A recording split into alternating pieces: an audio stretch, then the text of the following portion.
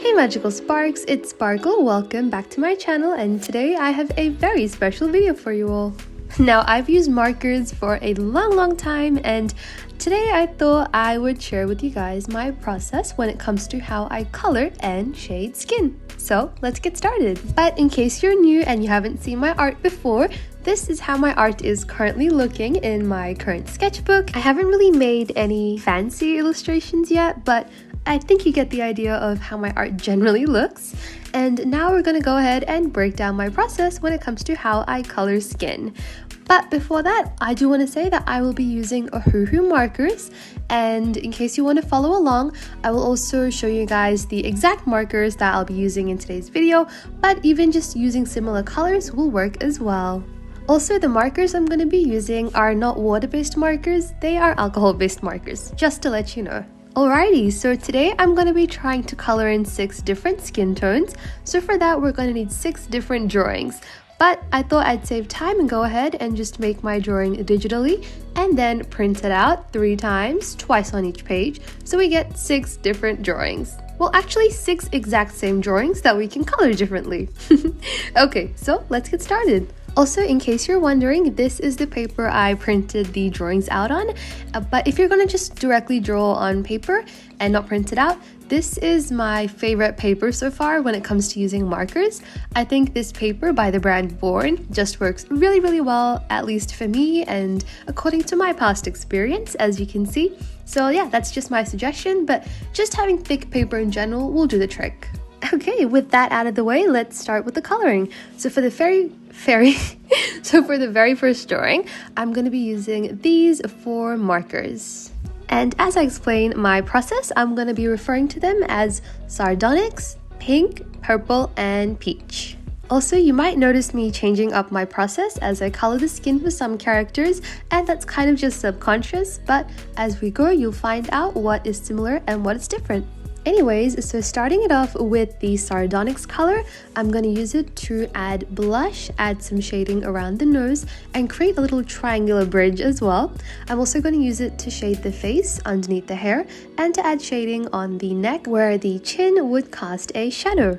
And now we're going to bring out our second color, which is the actual skin color, which is the marker peach.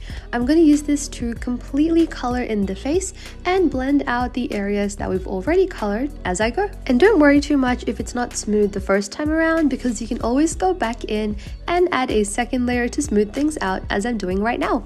Next up, I'm going to grab my purple and use it to shade the areas you see me shading right now. I'm not going to be adding too much with the purple, but just adding some of that minimalistic shading in places where we've pretty much already shaded. And then once I'm happy with that, I'm going to go ahead and grab my pink marker and use it to just shade along the edges of where we just added our shading with the purple. And as a bonus, we're also going to shade on top of that triangular area near the nose and add some blush with the same pink marker as well. And now it's time for the very last step that's going to tie everything together, which is to go in one last time with our peach marker and just add another layer to the skin to blend everything out. And that's pretty much it. We're done. And then I grabbed out a different pink color marker just to add some eyeshadow and some lipstick, and yeah, we're done. Now it's time for our second character. And here are the markers we're going to be using for this drawing, in case you wanted to follow along with the same markers. So starting it off with the purple marker, I'm going to use it to pretty much add shading in the places we previously talked about. So that pretty much includes underneath the hair on the face, underneath the nose, on top of our eyes, and on the neck where the chin's shadow would be. Now I'm going to go ahead and grab the sand marker, which is the one I'm using right now, the darkest color, and I'm going to use it to just go over all the places we shaded with the purple. Now using the pink marker called Thistle, I'm going to add shading around the edges of where we just shaded, and I'm also going to use it to kind of shade on top of the nose and add a triangular shape, as well as to add blush on the cheeks underneath the eyes. And now grabbing the pear color, we're going to go ahead and just blend everything out and pretty much color in the entire face. And now to wrap it up, I'm going to use the purple one more time to just add add a little bit more shading. Then I'm going to use the pink to add some more blush. And finally, I'm going to blend everything out one last time using our pear color. And once that's done, I pretty much grabbed another color that we didn't already use, which is just pretty much a dark pink, and I used it to add eyeshadow and lipstick. I also used my white gel pen to fix up any mistakes that I made as I was coloring, because that does tend to happen.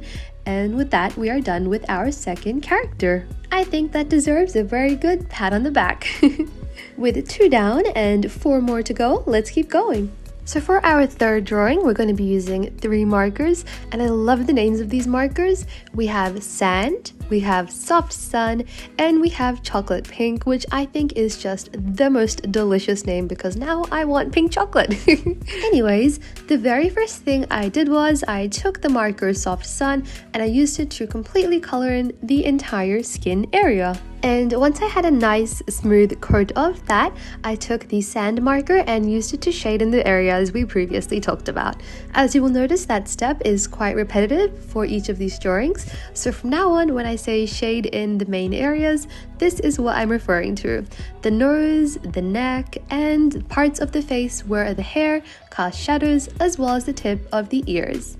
Now grabbing out our chocolate pink, I used it to kind of shade along the edges of where I previously shaded with the sand marker, and also to shade a triangular area on top of the nose and to add some blush on the cheeks as well. And then I grabbed out the soft sun marker to just blend everything out one more time. And once I was satisfied with that, to wrap everything up, I got the sand marker one more time and I used it to just shade the skin where the hair casts a shadow on it, and to shade the neck where the chin casts a shadow there.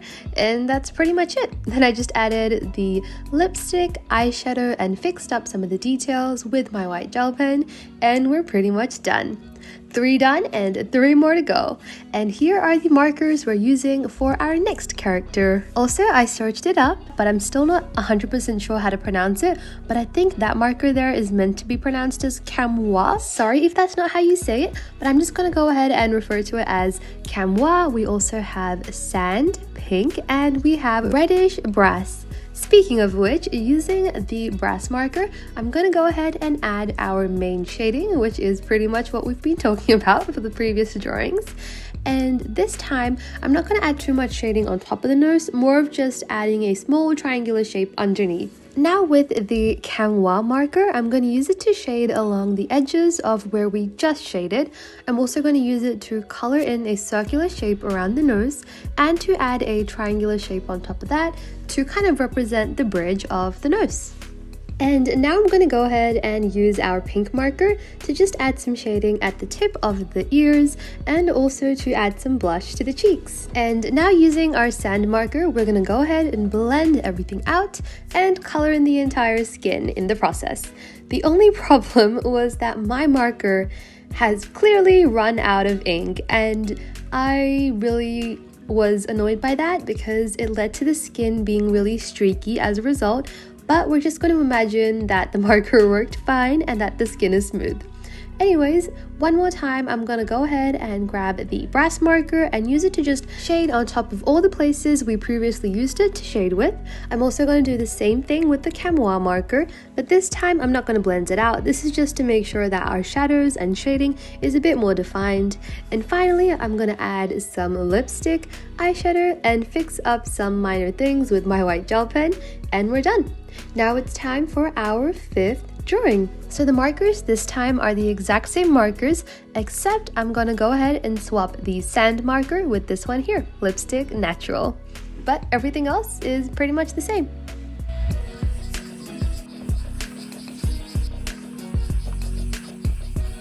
I'm going to refer to these as lipstick, pink, Camois, and brass. So let's start coloring. Starting off with Camois, I'm going to go ahead and color in the skin, adding a nice smooth layer and making sure the skin is smooth. And that way we can avoid running into the same problem that we just did with our previous coloring and the sand marker. Anyways, now I'm gonna grab the brass marker and use it to add our main shading, except for the nose because I'm only gonna add a small triangular shape at the bottom of the nose. Now I'm gonna grab our lipstick color and I'm gonna use it to just shade along the edges of where we just added our shading with the brass marker. I'm also going to use it to add a triangular shape on top of the nose, and I'm also going to shade in the ears as well. And finally, with our pink marker, I'm going to go ahead and add some blush. I'm also going to add to where we've shaded underneath the nose, as well as the shadow on the neck. And finally, we're going to go ahead and grab our chamomile marker to blend everything out and just color in the skin, so that way we get a nice smooth layer and everything looks nice and blended. Because I personally felt like some of the shading got a bit hidden during this process, I decided to go back in with the brass marker to add some more shading, as well as use the pink marker to add some more blush, and then finally I blended that out one last time with the chamomile marker. And now, as we've been doing, I grabbed a pink marker and used it to add some makeup, as in the eyeshadow and the lipstick, and I fixed up some coloring mistakes with my white gel pen. And now it's time for our final character. So I'm going to distinguish between these two purples as light purple and dark purple. The light purple is the one on the left, which is amethyst, and the one on the right is going to be our dark purple. Other than that, we've got our pink and our brass color. So the very first thing I did this time was I added blush using the pink color. Once I added the blush, I took our skin tone, which is the reddish brass marker, and I used that to completely color in the skin, and I also made sure to blend out the blush as I went. Now this time around, my only goal was to make sure that I colored in the skin completely. This time around, it does not have to be smooth, so pretty much once I completely colored in the skin, I added some more blush. And then I grabbed our skin tone marker, which is the brass marker, one more time, and I used it to blend out the blush one more time. And this time around, when I added this layer of coloring, my goal was to make sure that the skin was nice and smooth, which I think it is fair to say we achieved. And now with our darkest purple marker, I used that to add our main shading, but being very specific with where I added. We don't want to add too much, just enough, as you can see me doing right now, and also adding that triangular shape underneath the nose. Now with our light purple, I'm gonna go ahead and kind of just outline the areas we currently shaded in, and I'm also going to go ahead and outline a circular shape around the nose.